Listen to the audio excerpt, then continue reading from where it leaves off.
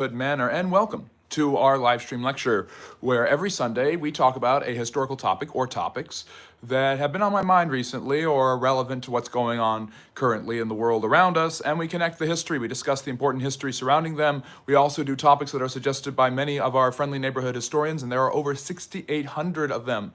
So if you like history and social studies and you want your topic to become a live stream lecture, consider liking and subscribing and becoming a friendly neighborhood historian. It's as easy as that. I'm not the friendly neighborhood historian, but you can be if you like and subscribe. This is the Friendly Neighborhood History channel, where we bring you friendly neighborhood history 24/7, 365, or 66 if it's a leap year. And we have our free live streams. We have Friday night, Saturday nights, our live stream Q&A, where you can come and ask me anything related to history and social studies. And that is at Friday at 8 p.m. Eastern and Saturdays at 6 p.m. Eastern. And then today, 4 p.m. Eastern Standard Time, as usual, we are doing our live stream lecture where topics occur to me, and I decide to share a lecture about them with you, teaching about particular historical topics. And today's two topics are really interesting. I'm really looking forward to them. Very, very different, but should be really, really compelling. One was recommended by the Friendly Neighborhood Historian, who's a well-known subscriber and participant on these live streams, Harsonet, who suggested I talk about the Industrial Revolution. I've talked about a lot of revolutions, the American and the French and the Russian, but I'd really love to discuss the French Revolution with you today, the Industrial Revolution with you today, because that is what he suggested, and that is an excellent topic, and I've talked about it a little bit here on the channel. I've done videos about it here on the channel, but I'm really looking forward to doing that. By the way, I have shorts that drop all the time, and I have long-form content Mondays and Fridays at 8 p.m. Eastern Standard Time. Look forward to my long-form videos where I go into detail about different historical topics and movements. For instance, tomorrow's will be about St. Patrick's Day, which is the second half of today's lecture. With St. Patrick's Day a day away, I'm going to talk about the history and significance of one of America's most popular holidays that involves a lot of Irish heritage, which has become an extremely important part of American history and culture and society. So, if you like learning about history, if you enjoy the sound of my voice, if you're just looking and tuning in to hang out and relax, then you're in the right place. Consider subscribing if you're enjoying what I'm talking about. First half hour, we'll be covering the Industrial Revolution, and then the second half hour, we will be looking at the history of St. Patrick's Day, one of the most popular holidays here in America, and an extremely important one for the tens of millions of Americans of Irish heritage, myself included. So, hello, thank you, welcome for joining us. Thank you for joining us, welcome. It's good to see everybody. Make sure to like and subscribe and spread the word around, get the logarithm going in our favor, and we're gonna keep growing and growing, and we're gonna have a lot of fun with a lot of great topics to discuss, and I'm really glad to see everybody who is here with us today, and always a pleasure to see Angel and Spartacus. Thank you so much. And Normal, I'm sorry that happened to you. Sounds like a fun experience. We can't all be so lucky. But yes, this is the Friendly Neighborhood History channel, where we discuss history in a friendly neighborhood manner. So if you like social studies, the sound of my voice, my Hugh Hefner look, any of those things, please be sure to like and subscribe. It helps the channel grow, and even if you're not really interested in it, listen, you might learn something interesting and compelling. So anyways, trying to change the lighting a little bit. So, my first topic is the Industrial Revolution, and then my second topic will be St. Patrick's Day. Once again, a friendly neighborhood historian, our beloved Harsonet, who comes to every one of the live stream lectures and Q&As. No, definitely I'm not gooning. Definitely not one of those. Sorry it sounds like I'm disappointing you. Anyways, yes, I do not, and I do not. Sorry, Maxer, I do not. So, and I won't be answering that many questions or responding to that much or interacting with the chat too much. I'm going to be relying on talking about my historical topic, and that is, of course, the Industrial Revolution. So the Industrial Revolution really comes out of England and originates in England in the late 18th century. No other country really has the Industrial Revolution going for them until the 1800s. It's England where it really gets its start and its debut, starting in the late 1700s, and it corresponds with the writing of one of history's most important economic books in 1775, Adam Smith's The Wealth of Nations, which basically gives a diagnosis of the early capitalist system. One thing that England had come to rely on through its centuries economically was the development of textiles based on the large amount of sheep and the wool industry. So wool had been turned into linen, which had been used to create, clothing. So clothing was an extremely popular good that the English produced at a large rate. Now, before the Industrial Revolution, people either worked together in families to produce goods. These were artisan, craftsmen's, textile industries, were not big businesses where there was mechanized thousands of people working on machines to create different goods and ideas. Yes. It's so it wasn't that. Sorry, I'm blanking. So for hundreds of years throughout the medieval period and the early modern period and the Renaissance, people worked either in family units or on farms, and those who did not work on farms, who actually created goods like textiles and other craftsman things like chairs, furniture, cookware, the like, worked in either families creating those things or in guilds, which were organizations of people who had a particular capability or practice that they all worked on together and helped each other with at the same time. So that would lead to the creation of different goods and services, and those were usually produced at a slow pace. You couldn't mass produce something if it was just a few people working on it and it took you an entire day to make one. One of the reasons Bibles were not, oh wow, Simon the Bunny's here. Simon! Whoa. Our wonderful moderator, Simon, has joined us. So glad to see you, Simon. Welcome to our live stream lecture. It's great to see you. And you finally caught me when I'm actually here, and I finally caught you when you're actually here. So thank you so much, Simon, for joining us on your Sunday afternoon. And hopefully Manchester is doing very, very well. And that's going to be our pinned comment for now. Simon is a longtime friendly neighborhood historian and our wonderful, I'm only 4 hours behind on the Eastern Standard Time in England because there's no daylight savings time in England because the English are smart. Get it? I got it. But yes, Simon the Bunny, our well-known moderator, is joining us. It's been a while. It's so great to see you. Thank you so much. Anyways, textile industry and things like that.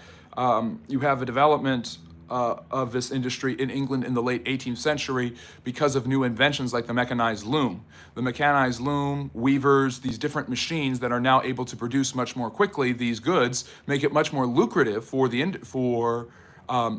make it much more possible to mass produce the goods, which make it much more lucrative for those who own the machines and are able to use them.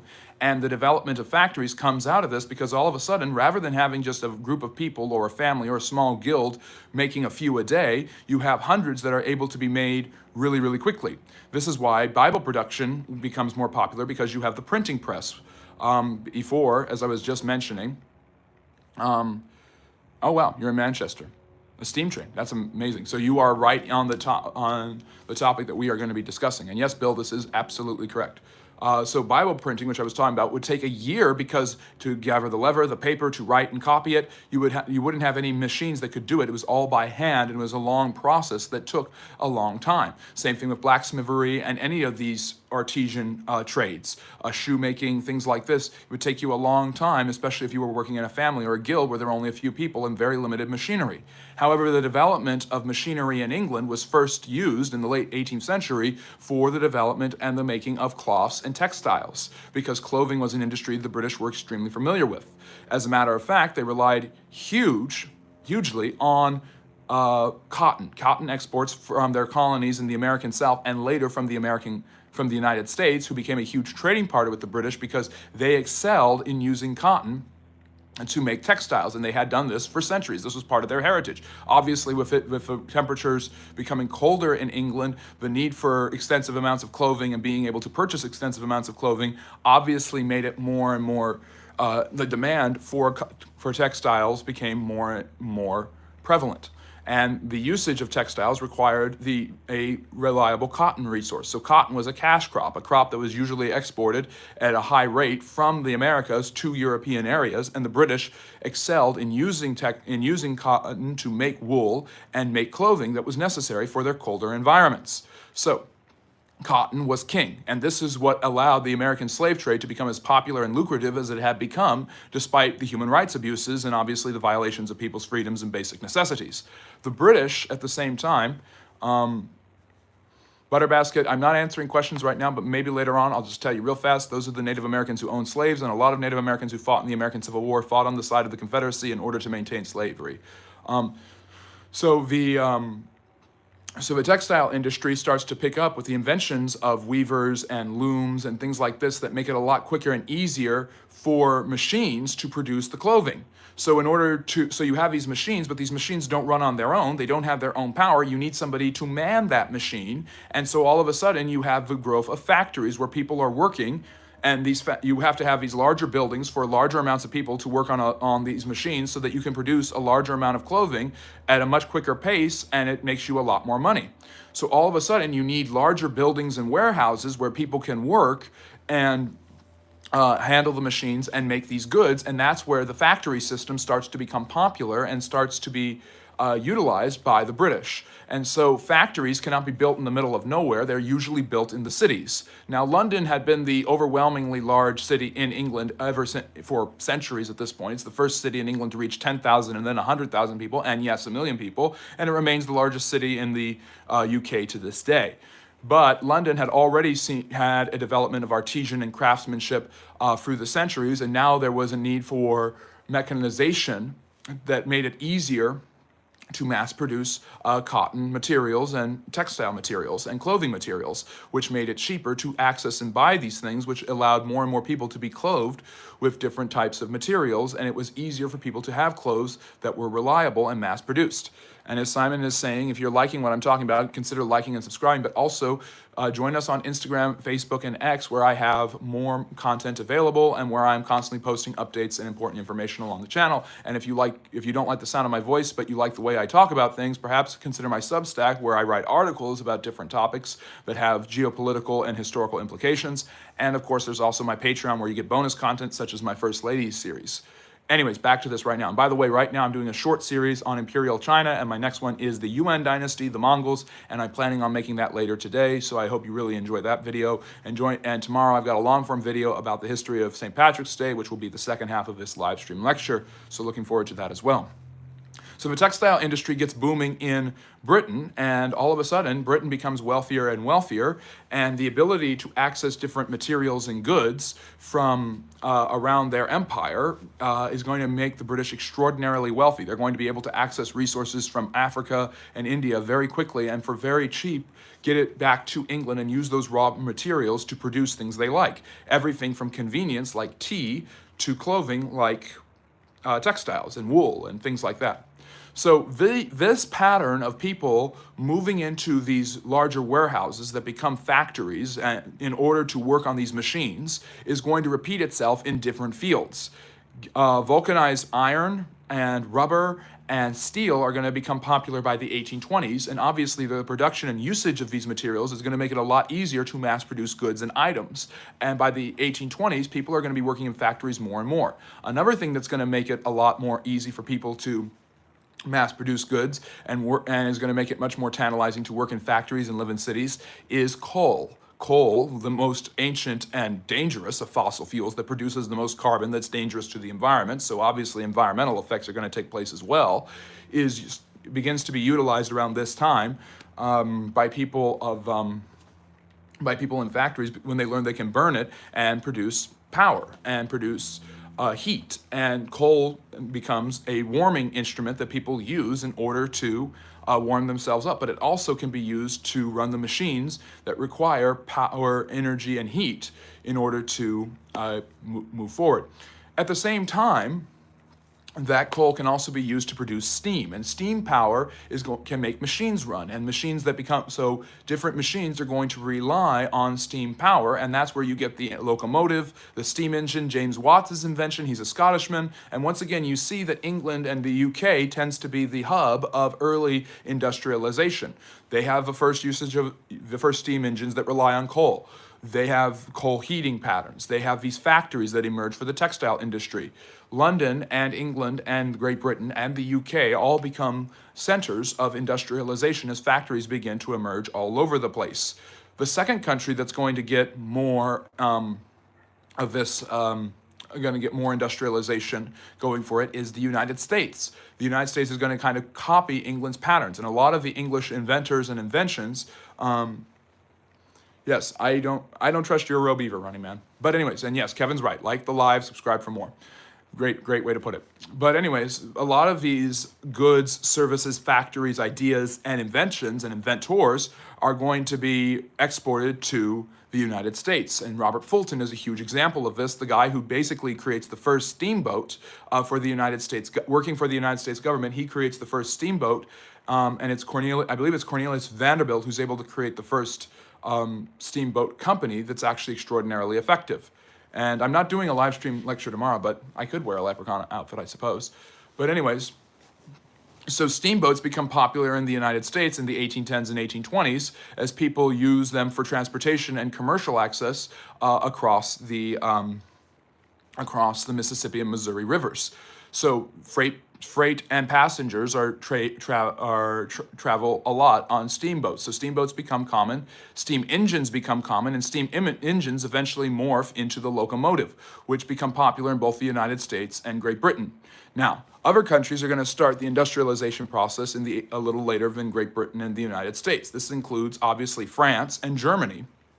Germany doesn't exist as a singular country. However, the Prussian state, which will eventually unite all of Germany into one country, they will be highly mechanized, using iron and their wood reserves and timber to basically keep their burn down trees in order and use iron to produce the goods that they want in the factories. So now you don't just have factories for good that run on with machines for textiles and clothing. You have factories that use coal and steam power in order to produce different goods and different services in different fields. And new inventions coupled with new machinery and new accessible resources like fossil fuels, steel, vulcanized rubber, iron, these are going to become more and more useful for building buildings, for making steam engines, which will turn into locomotives, which turn into a train system. So all of this is going to happen slowly and surely. At the same time, what happens is Britain starts it off with the textile industry. America keeps it up with the steamboat industry. Locomotives are going to become popular almost everywhere. Basically, you use steam powered by coal and heat to basically move an engine forward and propel it forward. And so steam engines eventually become locomotives. Now, these transportation inventions like the steamboat and the locomotive are going to make it a lot easier for people to travel from one place to another. So all of a sudden, traveling and exchanging goods is made quicker from one area of a country to another. So all of a sudden, you're not waiting over long periods of time by horse or by walking or by carts or horse and buggy or carriage to get from one area to another. You can travel a lot quicker, you can do business a lot quicker, and you can also move goods and materials a lot quicker. The raw materials you need to keep your factories going, like the coal, can be transported by the machines that run on coal. So all of a sudden, trains and locomotives and steamboats are making it a lot more accessible for people to travel, trade, and move goods at a much quicker rate. I would say the Industrial Revolution really starts, I would say, after the American Revolution in Great Britain. So I would say about 1785, you're going to see, it's already kind of happening, but you're going to see the development of these warehouses that are turned into factories. In the early 1800s, this same pattern is brought from England to the United States, and in New England, there are textile industries that are created there, and eventually steam becomes a huge player in this. So steam and steel are transforming the world. Steam is making it easier for people to travel at quicker paces and move goods at quicker paces, which exponentially increase the development of the world around them. So the industrialization becomes more and more rapid with more and more inventions and technologies such as the steam engine. So railways become popular at this time. The first American railway comes out in 1832, the Baltimore and Ohio Railroad, which you might know from the game Monopoly, the B&O Railroad, is actually the first major freight and passenger railway in American history. So, thank you, Butler. I appreciate that. Yeah, it's the late 1700s. It really comes to Europe, to the mainland part of the continent, by the 1820s, Simon, because at that point, after the French Revolution and the Napoleonic Wars, France is willing to turn its attention away from militaristic escapades and around focusing on escapades dealing with commercial travel, moving goods around and moving people. So obviously the inventions of the Industrial Revolution, which are going to continue to propel and increase in speed and influence throughout the rest of the 19th century, there are different ones for different reasons. Obviously, the factory is probably the cornerstone invention of this time, because the factory is where you put all the machines and the workers who are now moving from the rural area to the urban. So you see the development of cities and the growth of cities as more and more people move into areas where they can work in these machines in these factories. So you have the relocation of people from the countryside to the city, and that happens in Britain, France, Prussia, and later Germany. Russia will get involved in this, but it won't be till the late 1800s. Same thing with the Ottoman Turks and the Austro-Hungarian Empire that controls most of Central and Eastern Europe. So the real three power players at first are the United States, England, and Japan.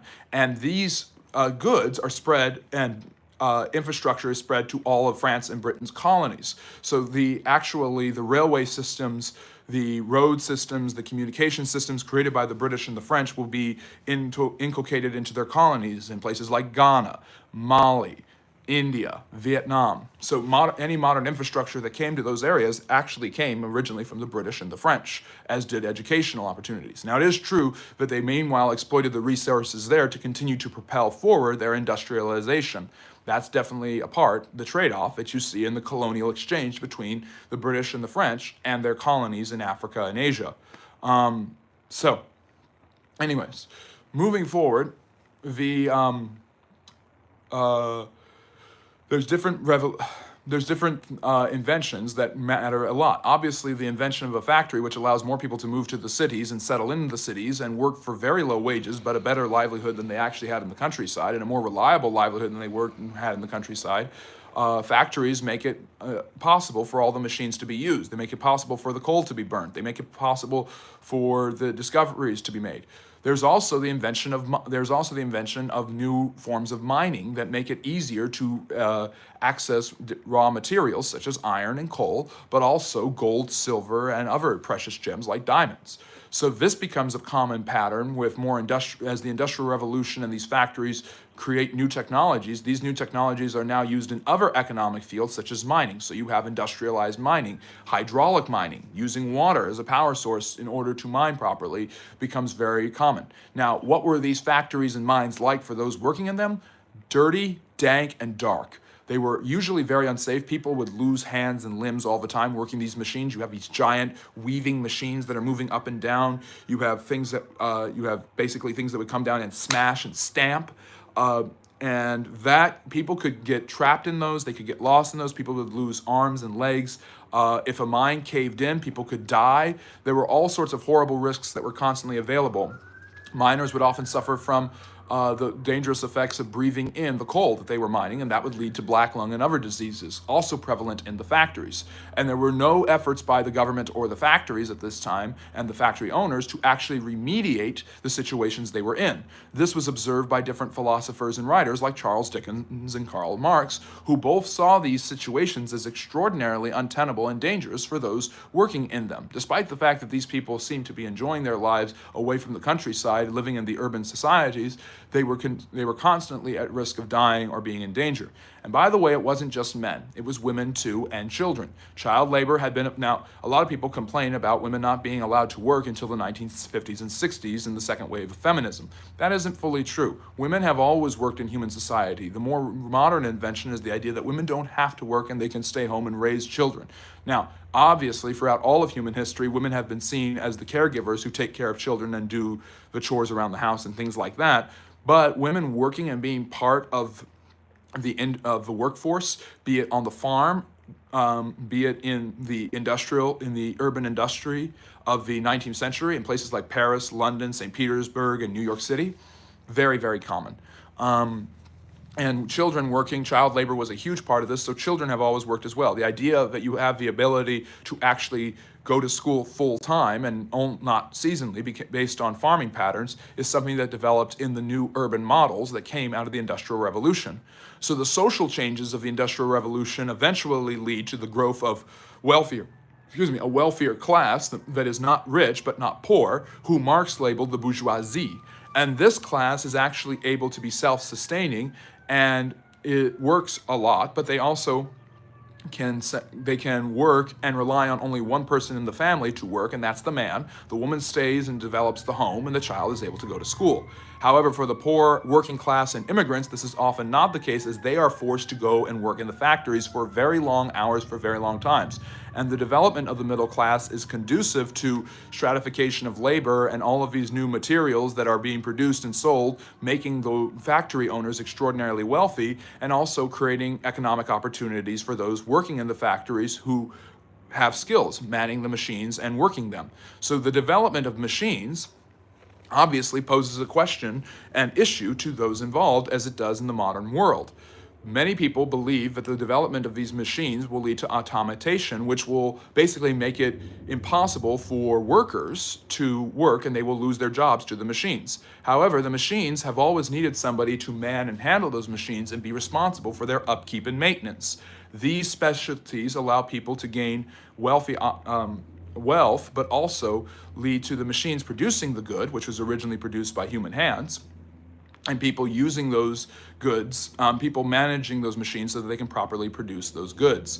So there's a group of people who actually at the beginning of the Industrial Revolution absolutely hate the idea of mechanized labor. They hate the idea of factories, and they develop, and they go in and sabotage machinery, they attack workers and factory owners, and they are known as the Luddites. They're an English group who resist any idea of mechanization, believing that that is only going to hurt people who work with their hands to actually produce the goods that they need. So, getting back, so these are all factors that are going on throughout the 19th century in different areas of the world. You see it in France, you see it in Great Britain, you see it in the United States, and later you'll see it in Germany, Austria-Hungary, Italy, and Russia. Italy isn't a country, by the way, at this time, and Spain, which I haven't mentioned, does not really embrace the Industrial Revolution at the same rate as the other Europeans. They're still relying on the legacy of their empire, and their steady economic decline is obviously ruining and making it a big issue for them. So as this happens, as Simon is pointing out in the chat, you see people being raised out of poverty, but their working class status as the proletariat, which Marx dubbed them, is extraordinarily unsafe. They work in extraordinarily unsafe conditions. They pay a lot of money, or they don't get paid that much money, and they have to live in new buildings in the cities. They can't just go out to the country and then come back every day. It's impossible for them to do that. Cars don't exist yet, so they would have to rely on either horse and buggy, carriage, or trains, or their own horse. And train fares are at first very expensive. The mass production of goods through mechanized industry make goods, as time goes on, initially very much cheaper. For instance, the car, when it first came out, was a luxury good that very few could afford. The stratification of labor, the development of an assembly line, and the mass production of the car, thanks to Henry Ford in the 1910s, makes the car a commodity that most people can afford by the 1920s. It's the same thing with fare on railroads. It's the same thing with fare on steamboats. Originally, these goods that are produced are extraordinarily expensive, but as time goes on, they become more and more accessible, especially as they become mass-produced. So you have the development of these different goods, and as time goes on, they become cheaper and cheaper. Now, I've been talking about the different types of inventions. You get the steamboat and the locomotive engine, things that are not able to be bought by the consumer, but are used by the consumer for travel or for moving of different goods, and they rely on them for the materials that are brought to the factories that they then use to produce the goods that those factories are making. In my opinion, there are three different types of inventions that are very common in the Industrial Revolution. There are three different categories. The first category is transportation inventions. I've talked about them ad nauseum at this point. The steamboat, the train, later on planes, and the car. Those become the big inventions of the Industrial Revolution when it comes to transportation. There are also inventions that come out of there are those inventions, transportation. Then there are communication inventions that make it easier and more connectivity between different parts of the world and different parts of a country. So the idea of global connectivity, which we live under, where I can bring out this information to you at breakneck speed in a live stream, obviously is completely new, but even the idea of calling somebody from across the world was completely unheard of. Communicating with people from one end of a country to another was completely unheard of. Mail and things like that and letters would take months for delivery. But fortunately, the first step in that change is the telegram based on Morse code, which is invented in the 1840s. Samuel Morse is an American inventor who develops a code for communication, and using electricity, which is produced by coal, and becomes the most lucrative element, perhaps the most important commodity in the 20th century, and now in the 21st century, and even the 19th century. There are connections that can be sent, signals that can be sent, and messages that can be received from one area to another using Morse code, which can translate to actual language. So an entire new language is made up because of the use from telegraphs. So telegrams become the way people the common mode of communication during the 1850s and onwards. And of course, American inventions spread to Europe just like European inventions had spread to America. And so you have communication inventions like the telegraph. And then later in the 1870s, obviously, Alexander Graham Bell, who is a Scottish immigrant who comes to the United States, develops the telephone. And the telephone allows people to communicate with each other talking on the phone. And at first, obviously, it's a newfangled invention and it doesn't go very far, but as time goes on, it becomes easier and easier for people to use it to communicate with different parts of a city, then in different parts of a county, then different parts of a state, then different parts of a country, and now you can call someone across the world at no real charge. Used to be long distance calls were extraordinarily expensive because it required the setup of different wires and communications. So the telephone is another huge invention of the 19th century, which also relies on electricity to communicate, for people to communicate with each other. Now, electricity, once again, obviously humans were well aware of electricity before the Industrial Revolution, but a huge way to produce and a reliable form of electricity is through coal. And one of the debates that settled in the 19th century is, how do you receive electricity? Do you receive it on a direct current, or do you receive it on an alternating current? This is a debate between George Westinghouse, Thomas Edison, the greatest inventor of the 19th century, and Nikola Tesla, the other greatest inventor of the 19th century. And eventually it settled on that alternating current is the best way to spread electrical signals and to send electricity.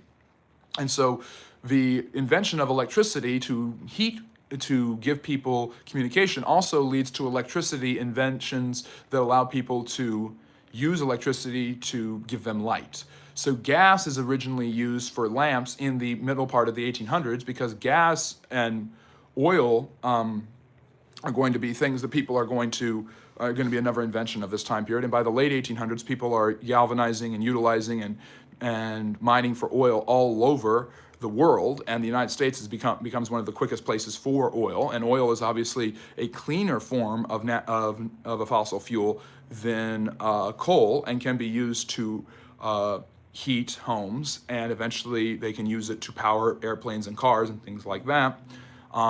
But natural gas becomes a definitive replacement of coal in its efficiency throughout the 20th century.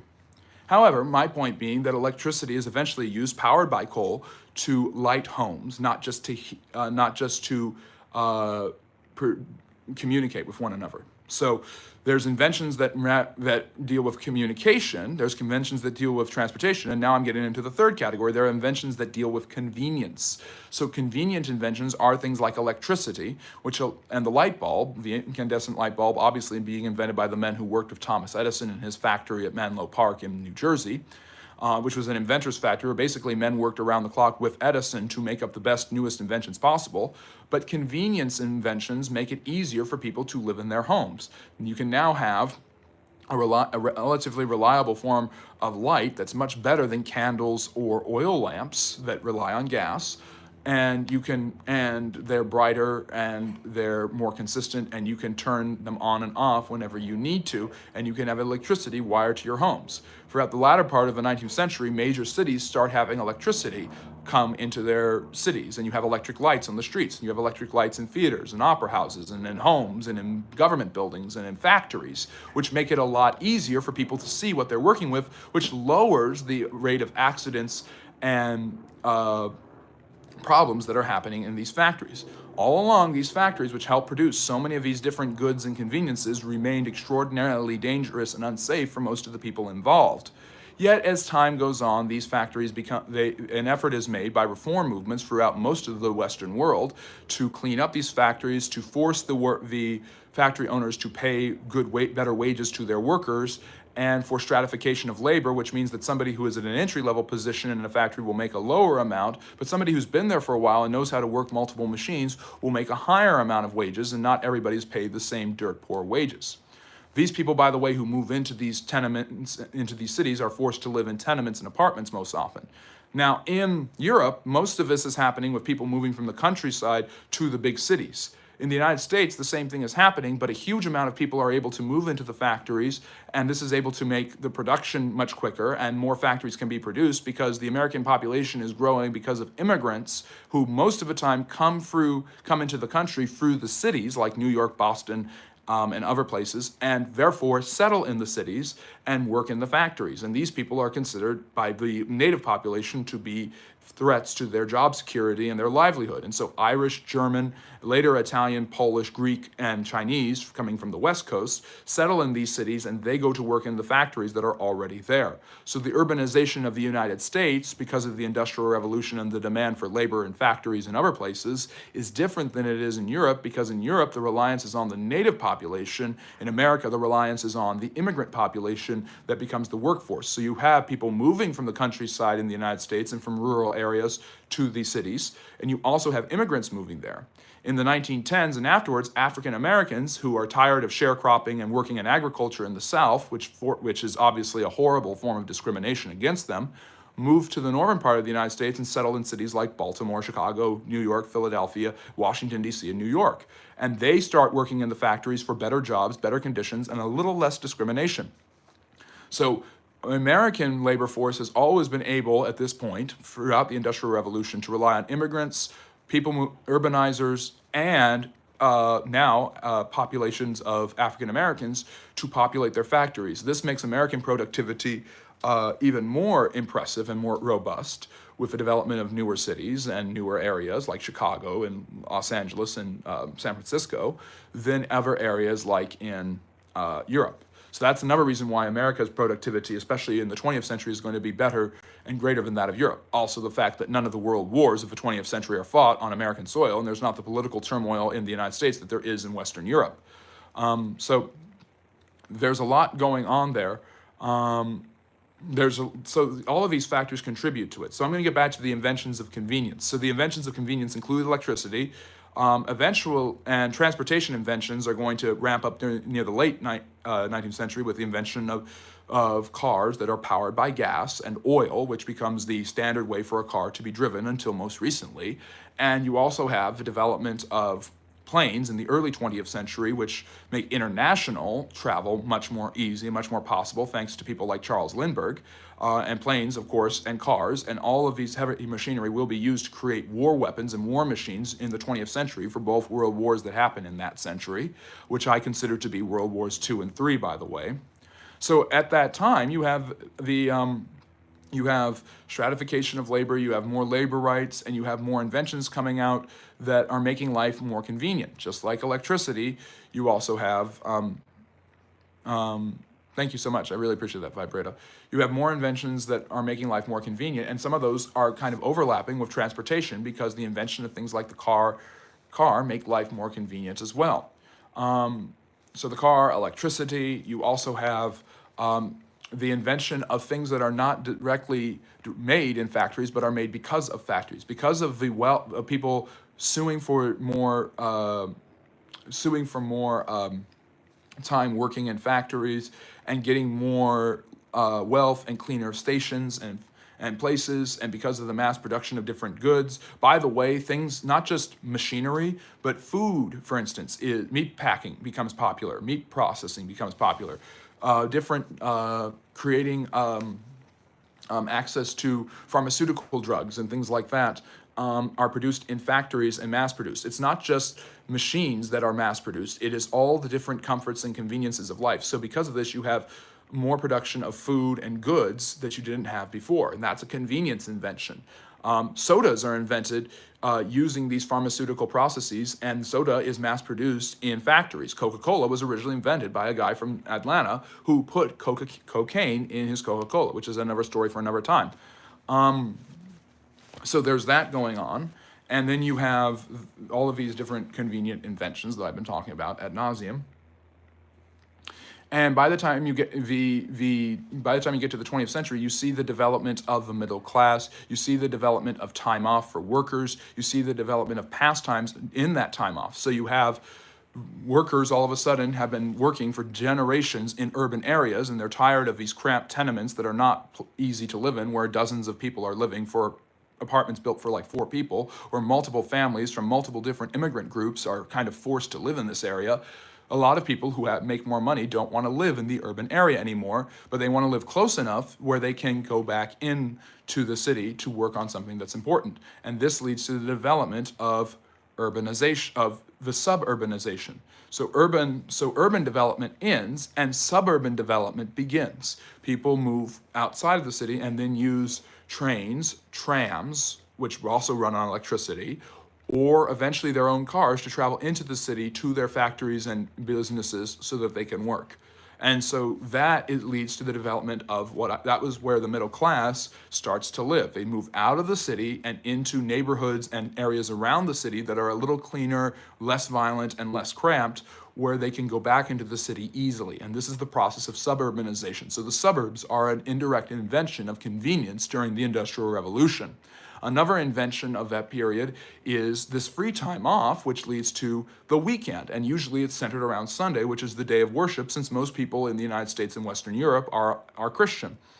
These people will go on during the weekend on little trips and vacations, and they will go to remote areas. The French Riviera becomes a popular destination for people who are in the bourgeoisie, who are in the middle class, who are leaving their jobs for a few days to go and enjoy some time off with their families.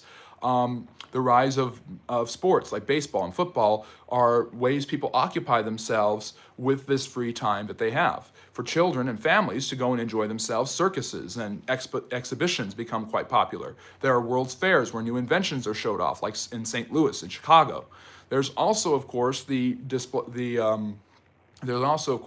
traveling exhibitions, parties, and circuses that become popular. Wild West shows like Buffalo Bill Cody and Annie Oakley. These become popular in the late 1800s for a reason. It's because people who have been working in factories have developed enough of their own rights as workers to gain a living wage and can now live outside of the city and have free time. And in that free time, they decide to entertain themselves because they have the money accessible to properly entertain themselves, something that's not just going on.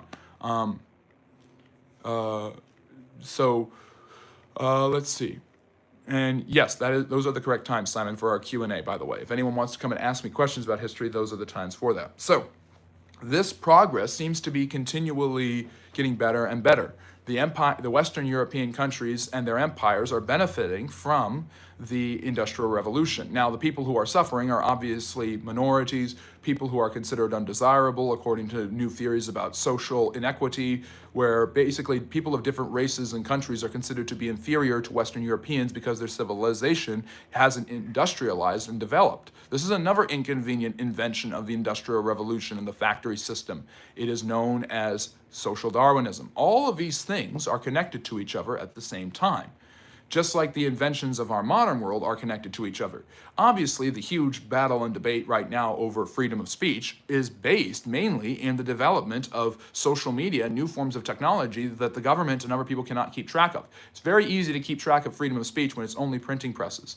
Then you get newspapers, which are also an invention of the Industrial Revolution, because all of a sudden people who are living in cities want to know what's happening in their cities, and they want reports about the world around them. So newspapers become much more common. Presses and industrialized press networks are able to produce newspapers and news and articles much quicker than before, just with a simple printing press. So even the printing press is improved upon during this time because of the machinery of this world, which relies on steam, steel, iron, vulcanized rubber, and other different types of goods and materials. So basically, by the early 20th century, all of the basic tenets of the Industrial Revolution have been completed. You have convenient inventions, you have indirect convenient inventions, you have transportation inventions, you have communication inventions, and they have changed the world, making it more interconnected, more wealthy, and more prosperous than ever before. These inventions, by the way, impact farming and impact food development and allow for more food to be made at cheaper rates, which allow more people to be fed, which leads to better nutrition, which leads to people living longer, less infants dying, and other things. Also, this time is the development of new scientific technology, such as obviously pasteurization with Louis Pasteur. You have Madame Curie and her husband and all of their developments, and her being the first woman to win a Nobel Prize. There's obviously a lot of social changes and scientific changes and inventions and theories. Obviously, evolution is adapted to social circumstances, where social Darwinism says that Westerners, particularly white Westerners, Americans have proven that their civilizations are definitively better, and because of their industrialization, and therefore they are able to lord it over the subsidiary colonies in Africa, the Middle East, and East Asia. So, basically, I'll take that, Guna. I'll really, really take that. So, by the time the early 20th century gets around, all of these civilizations seem to be doing very well. There's a lot of political, military, and industrial power that all of these countries have developed, and even countries that have been behind the grind, like China, Russia, and India, are starting to see industrial development that will put them on par and help them catch up to the rest of the European powers. Germany, when it becomes a country in the 1870s, has the most rare natural resources, such as iron and wood, and their coal mining and iron mining makes them extraordinarily powerful, and they're able to catch up a lot quicker.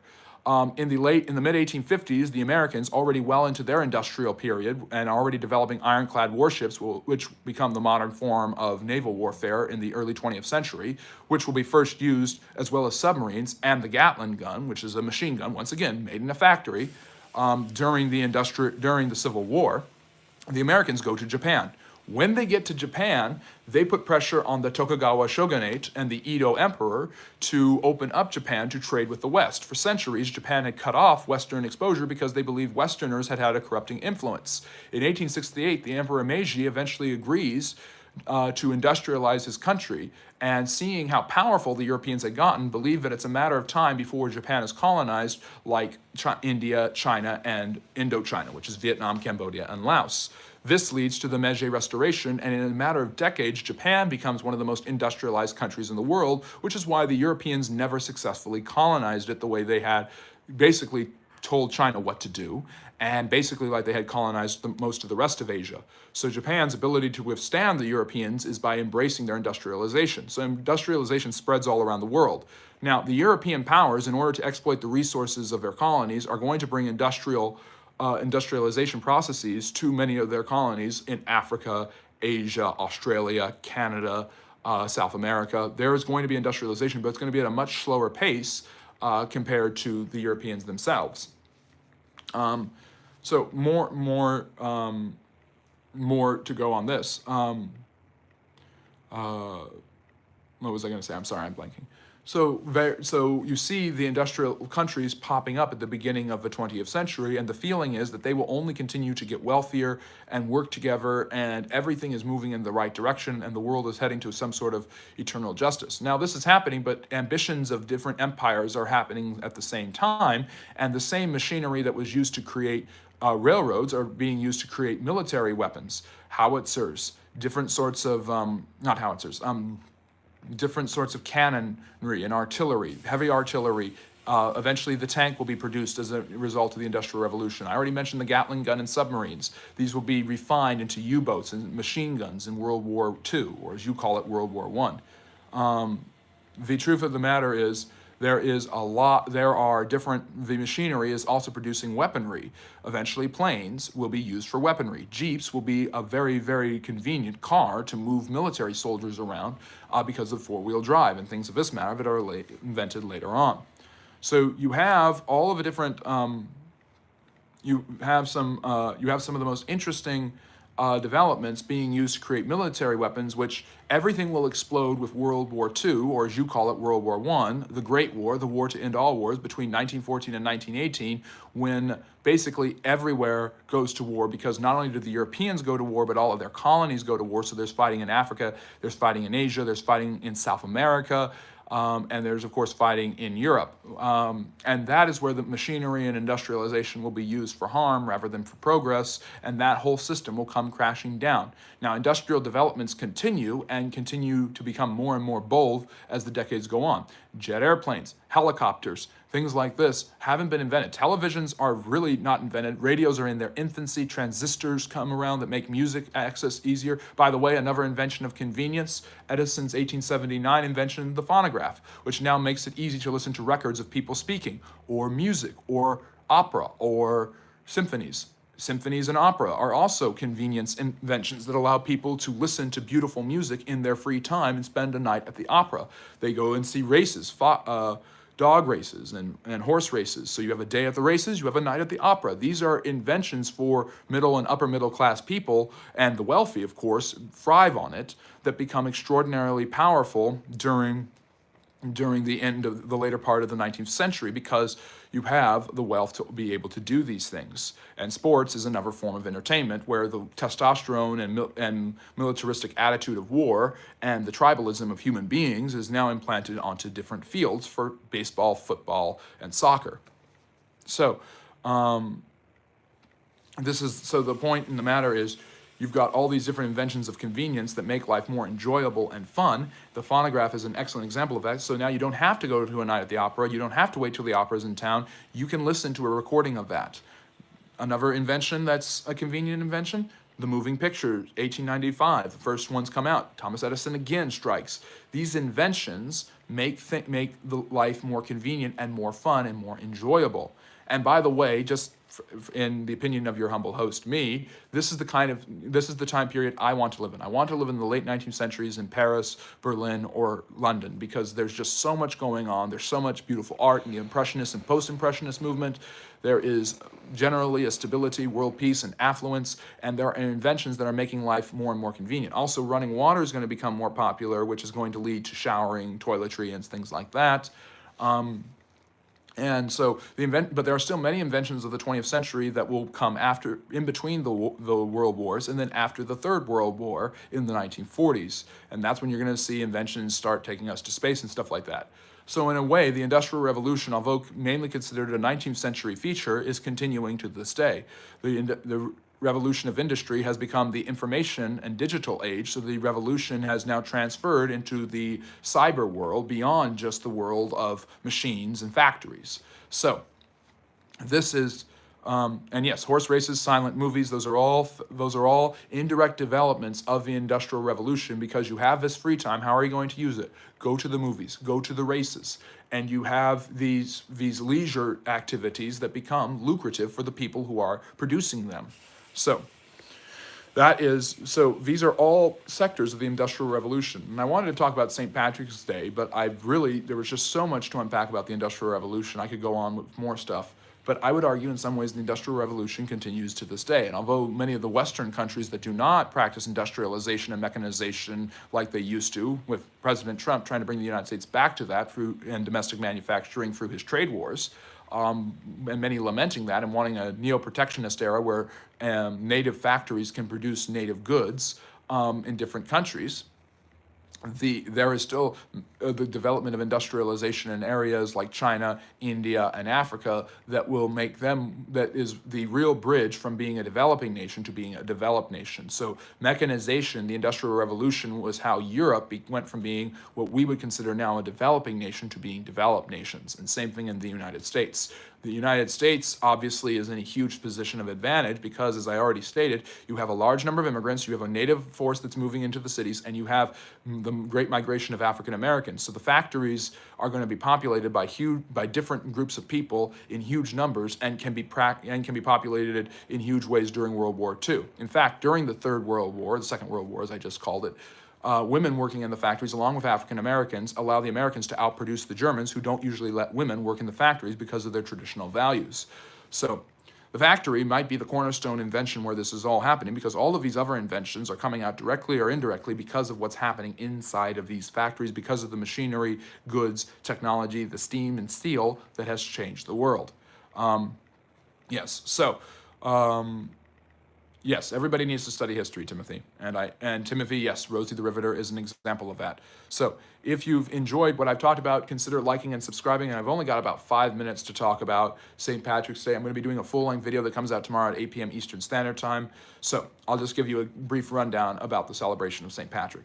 Okay, St. Patrick has actually never technically been canonized. I have to double check to see if that's true, but I read that earlier and I don't know if it's true 100%. A lot of people say he's the patron saint of Ireland. Obviously, Patrick was so I'm just going to refer to him as Patrick. Patrick was a Romano-British man, which is a distinct group of Latin people who lived in England near the end of Rome's control of England. It used to be called the island of Britannia. In 410 AD, we're going back a millennium and a half before the development of the Industrial Revolution. The Romans controlled England until 410 AD, when they basically left and never came back. A group of British people who lived in that Roman area, eventually, when the invasions of different Germanic tribes like the Anglo-Saxons came, they fled into the west, into Wales, and that is why the Welsh people consider themselves distinct and premier compared to the rest of the English. So that's what makes Wales a distinct entity from the English to this day. But Patrick was probably Welsh or something like that. He was of Latin descent, and he grew up just after the fall, after Rome left Britain in the midst of the fall of the western half of the Roman Empire. And at the age of 16, he was kidnapped and taken as a slave to Ireland, and he was eventually released and able to go back to England. He entered the priesthood and then implored the Pope, the leader of the Catholic Church in the West, to send him back to Ireland, which was called Hibernia. The Romans had never been able to conquer it, to convert the natives there. Now, the natives of Ireland practiced different paganic religions and folklores. They relied on the counsel and wisdom of their religious leaders known as the Druids. The Druids were extremely influential in Celtic societies in England, Scotland, Wales, and Ireland for thousands of years, before, during, and after the Roman period. So Patrick was challenging, as a revolutionary, the religious authorities of his day.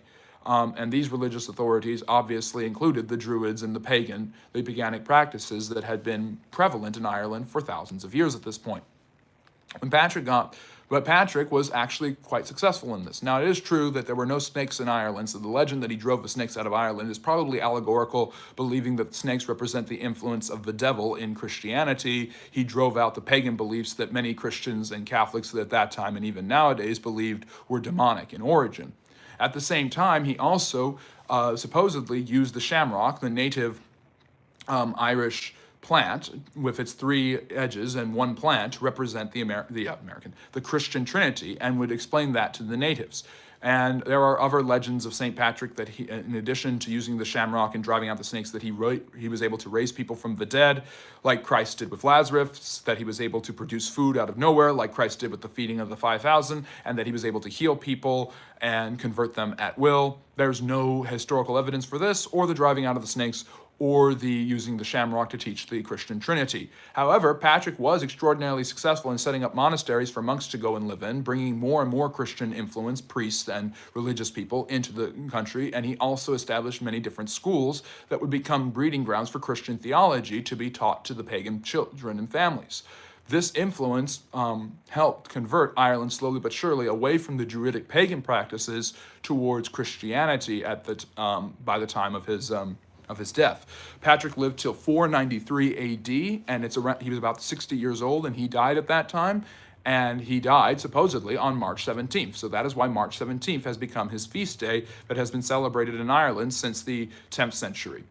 It was first celebrated in the United States in the early 17th century by the Spanish, who had settled St. Augustine in Florida and were celebrating a popular Catholic custom, even if he wasn't a canonized saint.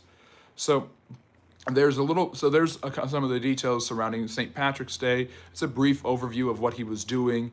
It was basically a common trend at that time for Christian missionaries to be sent to different areas to help theologize them into Christianity and bring Christian influences. Areas that were not open to voluntary conversion became subject to forced conversion, such as the areas conquered by the first Holy Roman Emperor and the King of France, Charlemagne, Charles the Great, who reigned from 768 to 814 and conquered huge swathes of Germany, Hungary, northern Italy, and even Spain. So these areas became Christian usually by conversion, but not by force.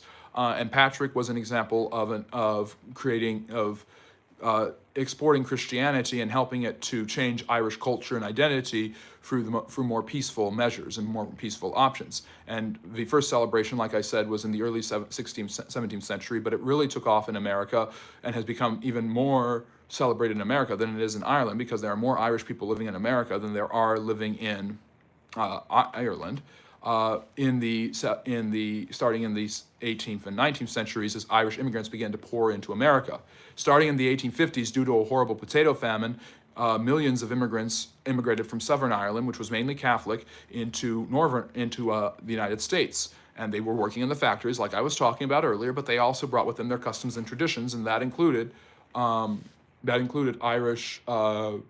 That included the celebration of St. Patrick's Day, which would often coalesce with drinking of beer, drinking of beer, parades, and festivals. And so the largest parade in America to this day is the New York City St. Patrick's Day Parade. In Chicago, they dye the river green, which is a habit that began in New York. Chicago, other areas have been dyeing their rivers and their beer green ever since. And obviously green is representative of Ireland for its verdant plains and also for being the Emerald Isle. And if indeed St. Patrick used the three-leaf clover to represent the Trinity, it is a perfect color for this Christian saint. So that is a brief history of it. It is one of the most popular holidays, and now you know a little bit of its background, and you can watch my video that will be dropping 8 p.m. tomorrow Eastern Standard Time to learn about the history of St. Patrick and St. Patrick's Day and why it is so popularly celebrated here in the United States and in much of the Anglo world. So, yep, and many of those immigrants did indeed go to Ellis Island. Ellis Island did not open until the 1890s. So Boston Harbor, New York Harbor, there were harbors that people could go into in ports of entry, but Ellis Island was a way to standardize that. And I did a live stream lecture on that. I do that one every Sunday. I do my Q&A and Ask Me Anything Fridays at 8 and Saturdays at 6.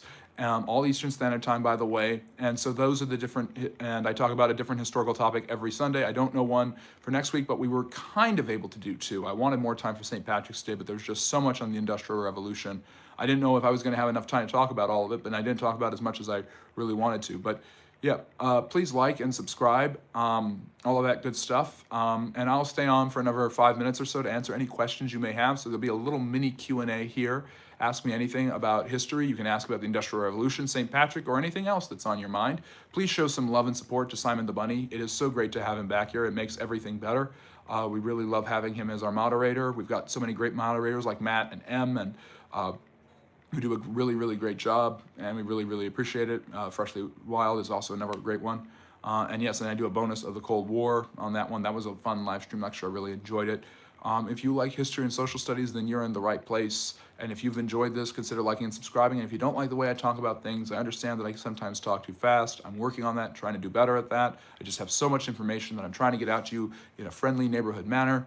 But if you don't like that, maybe you can take a look at some of my articles on my Substack. Simon, could you please put the Substack link in there? These are all available on my YouTube page as well. And again, I've got long-form content standardized every Monday and Friday night at 8 p.m. Eastern Standard Time. And I've got bonus content on my Patreon, including a series on the First Ladies.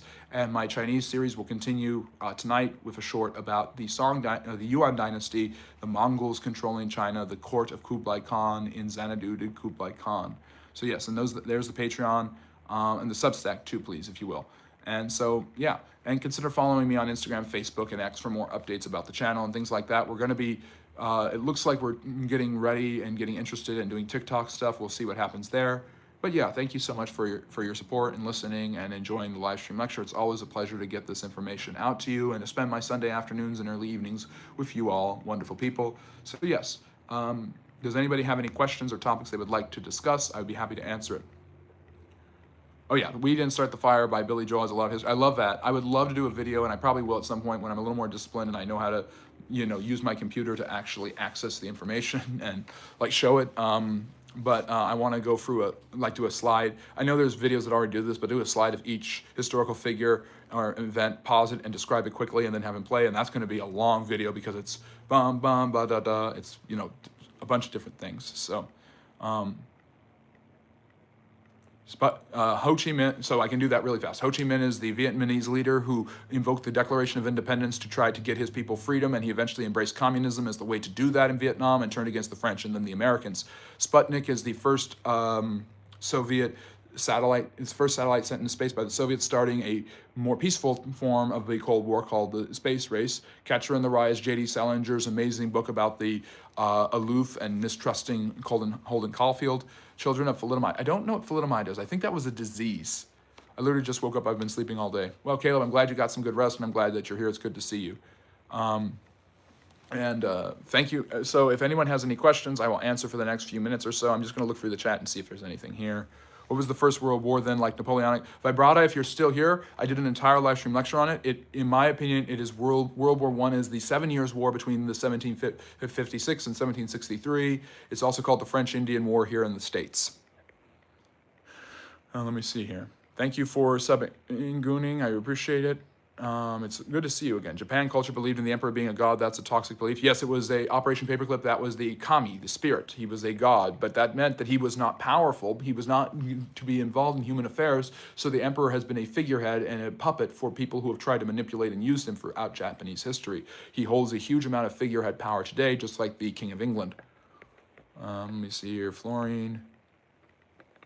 Can you talk about the difference between the Sunni, Shia, Druze, and Ismail? I don't know the last two. The Druzes, I do not believe are Muslims. I'm not sure if I'm right about that, but I don't believe they're Muslims. I believe they're another sect of religious belief in the Middle East. The Sunni and the Shia are different, Sabir, because the Sunni believe that the best leader of, I did a video on the early days of Islam last week, go check that out, but they believe that the best leader should be the Islamic the best leader should be the most moral of Muslims, and the Shia believe the leader of the Muslim state should be a descendant of Muhammad. And so the Sunni and Shiite have been the two major groups that have been fighting in Islam ever since then. And thank you for watching those videos, Vibrat. I really appreciate that. And I do try to talk as great as I can. And Yusma's here. Let me see here. Point from yesterday. The time of Prophet Muhammad was called the state of Medina. Then when Abu Bakr succeeded, it was the first caliph, because Khalifa means second. No, that makes sense. So it's Caliph is second, and that's the Islamic State. That's the way we translate it today. So thank you, Yusma, for correcting me there. I really appreciate it. I did a couple of videos about the caliphs today, and about Muhammad, and about his image, and the image of Allah not being depicted. So you might want to check out those shorts. But the truth of the matter is, I will refer to Muhammad as the prophet and Abu Bakr as the first caliph, with Umar, Uthman, and Ali following, and Hassan trying, but being defeated by Muawiyah and Aisha and the first Fatima. So I try my best to know as much, and that's an Islamic civil war, by the way. And I was talking about that. By the way, here's a night. I like this cartoon, this image. This is Uncle Sam living it up with a leprechaun. And Ho Chi Minh is joining us today. Thank you for joining us from Beyond the Grave. I don't know if they're a type of Christian or not. I just would have to read it. There are Christians who are not Druzes who are living in that area. Mark David Chapman was reading that when he shot John Lennon. That makes sense for Mark David Chapman to be reading that.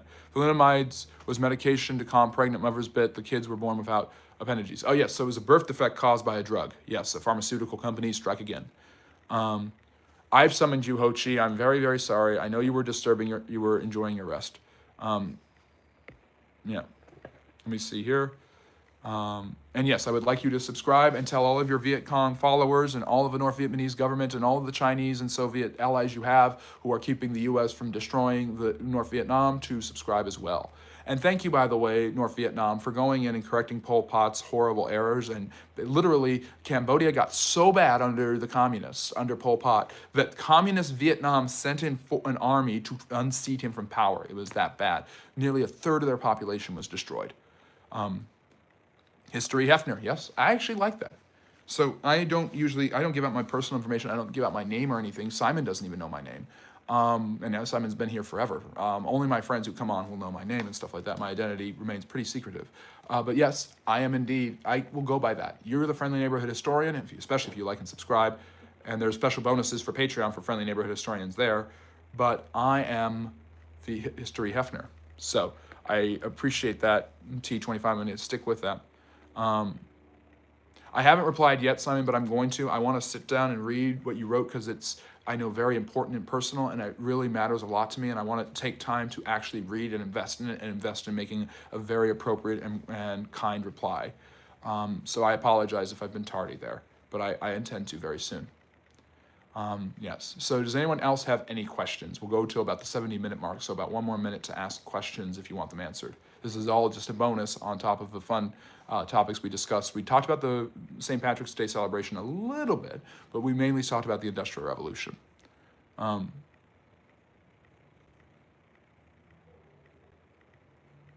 Mr. History. I like that too. Mr. History, the History Hefner. I'll take that. I'll take both of those. Those are fun. So as long as I'm wearing this, I'm History Hefner. If I'm not wearing this, I'm not History Hefner. So don't call me that in the shorts videos or something like that. And I only wear this when I do my live streams. And when it gets hot, which it will because of global warming, I'm not going to be wearing these. So enjoy it while it lasts. In summer, my outfit will be a little bit different. But I received this as a holiday gift. I absolutely loved it from one of my Patreons, by the way, Ballet Peace. I really appreciate them getting me this. So, any last questions that you guys would like to bring up? Ho Chi Minh, you can go back to sleep very soon, but make sure to like and subscribe before doing so, and telling all the souls that you're with to do so as well. Yes, have a banh mi and go back to sleep. Banh mi's are good though. I love banh mi's, Vietnamese food. But yes, climate change, spring, summer, fall, winter. Yep, definitely. Well, if that's all, I'm gonna let you all go. I hope you have a wonderful week. I will see you back here Friday, 8 p.m. Eastern Standard Time for another really, really fun Q&A, Ask Me Anything, where we'll dive into all the topics that you would like to discuss with me, History Hefner. And I really appreciate everybody becoming friendly neighborhood historians, liking and subscribing. Summer should wear leaves like Adam and Eve. Might as well at this point. Might as well. And some people, if you go to the beach, they wear basically that or even less. And then Saturday, I have a live stream Q&A as well. So back-to-back Q&As. That's perfectly fine, Simon. I know it's at midnight for you, so no worries. And thank you for joining us this evening, and thank you for sharing. I really appreciate everybody joining us. We will see you Friday, 8 p.m. Eastern Standard Time. You ask as many questions as you like. Saturday, 6 p.m., we'll be doing the same thing, and then we'll have another topic for you for our live stream lecture next Sunday. I hope everybody has a great week. Stay safe, take care, and remember, love history.